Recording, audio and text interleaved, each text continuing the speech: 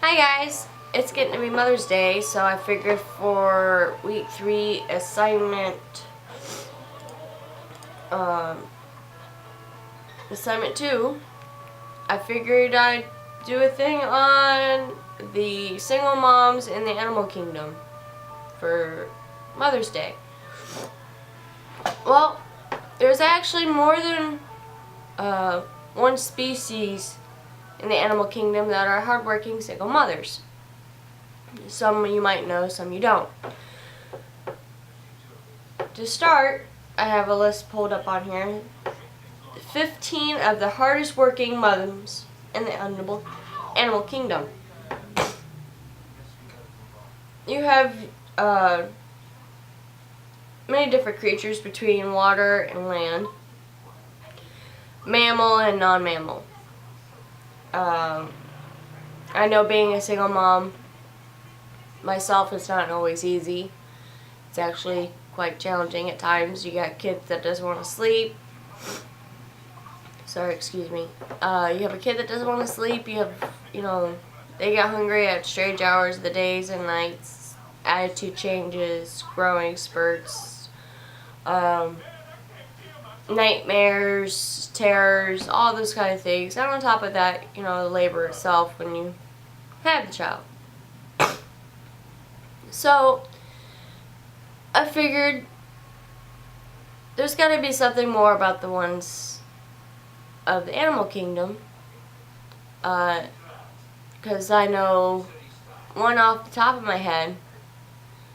Tigers on the animal kingdom are one of the most hardworking single moms in the animal kingdom. When they have their cubs, they don't keep the male around due to the male will eat the cub. And on top of that, she's working with 2 to 3 cubs at a time. Well, not only for safe precautions between her keeping the male away, because he will eat them, she's got to keep everything else away that can eat them. So she's always working to protect and teach her young safeties and not so safes, this, that, and the others. Just like we do with our kids every day. Well, there's other animals out there that do as well. You have the giant Pacific octopus. They laying over 100,000 eggs, and they sit there and protect them from the time that they hatch to the time that they get about decent size. My guess is that this octopus is no bigger than, body-wise, I want to say no bigger than a softball. But it might be bigger than that since they're quoting it as a giant. We also have here the African elephants. Well, with elephants, they all the mothers and all the women of the gathering all raise their elephant young together. On top of that, the oldest one is called the Anarchy. She's the one that remembers where all of the old watering holes are and where to go. That's a lot to remember, especially seeing as they give birth to their calves for 3 to 6 years. And they carry their elephants for 12 months. They carry the calves to 12 months. To nearly 2 years. That's a lot. On top of that, we've got other things here. They're the largest generation period of animal and the mammals. Or of any mammal, I'm sorry, I read that wrong.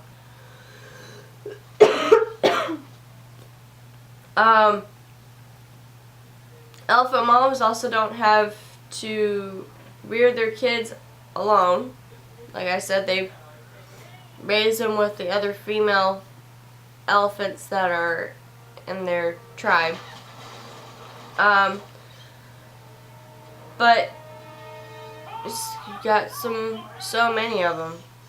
There's also your great kangaroos. When they gave birth at 9 months, the baby kangaroo is no bigger than this, and then they lick a strap up to the pouch.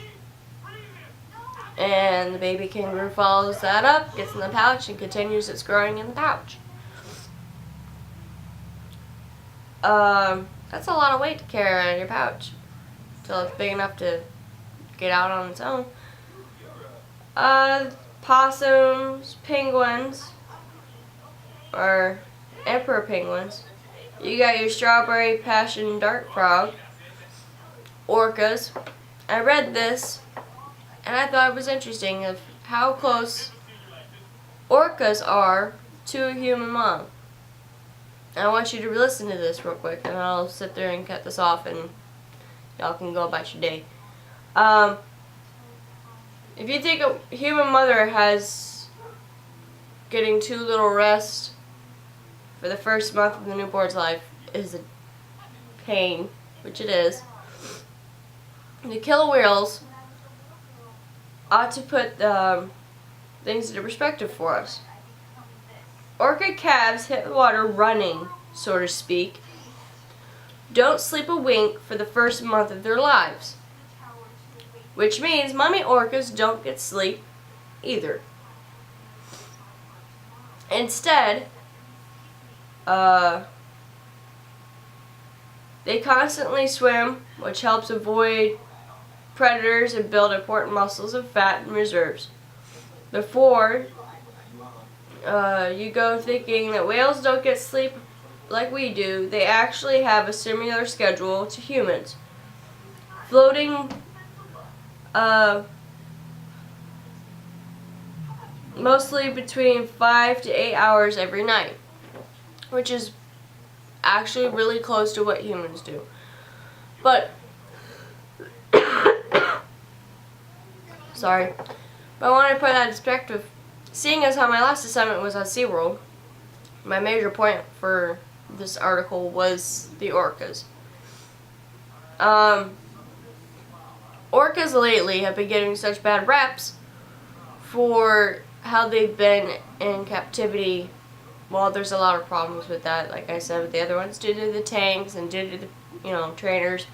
But they don't seem to think is what the last one that they had issue is it could have been a problem with someone in the human's body. If we're going out there clubbing seals and falling in the water with seal blood, they push the humans back up onto the ice. While they also sit there and raise their young in a similar way as we do. We constantly work our kids and teach them. Well, so do orcas. They do it the same way, they just do it in a different environment. But